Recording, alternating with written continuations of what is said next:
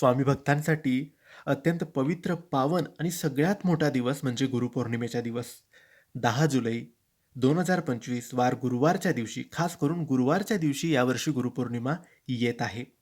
या गुरुपौर्णिमेच्या दिवशी स्वामींना प्रसन्न करण्यासाठी, स्वामींची कृपा प्राप्त करण्यासाठी आणि आपल्याकडून काहीतरी पुण्य व्हावे, पुण्य घडावे, यासाठी ही चमत्कारी सेवा गुरुपौर्णिमेच्या दिवशी तुम्ही नक्की करा. मित्रांनो, ही एक विश्वासाची, श्रद्धेची आणि चमत्कारी सेवा आहे. ही सेवा सुरू करण्याआधी तुम्ही तुमचं घर, तुमचं पूजाघर पहाटे लवकर उठून अंघोळ झाल्यानंतर स्वच्छ करा. स्वामी समर्थांचा अभिषेक करा. दूध, गुलाबजल, तुळस आणि गंगाजल हे सगळं एकत्रित करा आणि त्यामध्ये तुम्ही गुलाबाचे पाकळ्या, तुळशीचे पानं टाकून स्वामींचा अभिषेक करा. स्वामींना चंदन किंवा केशर लावा. स्वामींना या दिवशी तुम्ही नैवेद्य दाखवायचा आहे. पुरणपोळी, बासुंदी, पायस किंवा बेसनाचे लाडू असं तुम्ही नैवेद्य दाखवायचं आहे.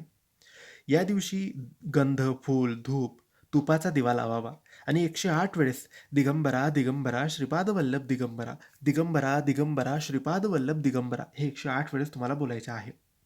आता चमत्कारी दीप तुम्ही लावायचा आहे. हा अखंड दीप सकाळपासून रात्री 12 वाजेपर्यंत प्रज्वलित राहायला पाहिजे.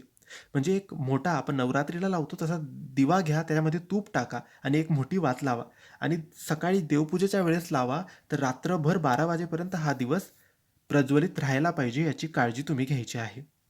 या दिवशी तुम्ही माळेने ओम श्री स्वामी समर्थाय नमः, ओम श्री स्वामी समर्थाय नमः या मंत्राचा जप 1 माळ करायचा आहे. त्यानंतर तुम्ही गरिबांना अन्नदान करा.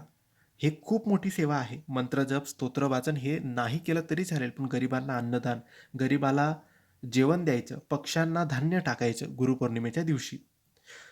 गुरुपौर्णिमेच्या दिवशी तुम्ही स्वामींना प्रार्थना करा, की आजपासून मी दर गुरुवारी तुमची सेवा करेल स्वामी.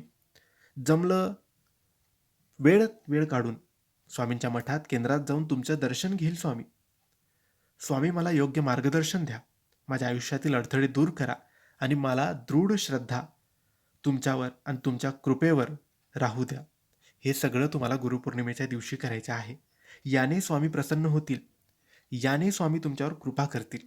नक्की मित्रांनो, स्वामी भक्तांसाठी, स्वामी सेवेकऱ्यांसाठी हा पवित्र दिवस असतो. गुरुपौर्णिमेचा दिवस हा विसरू नका आणि जेवढं पुण्य कमवता येईल तेवढं पुण्य कमवा. जेवढं चांगले कामं करता येईल तेवढे चांगले कामं या दिवशी तुम्हाला करायचे आहेत. आणि तुम्ही स्वामींचे खरे भक्त, खरे सेवेकरी असाल तर कमेंट्समध्ये श्री स्वामी समर्थ हे 3 शब्द लिहायला अजिबात विसरू नका. धन्यवाद. श्री स्वामी समर्थ.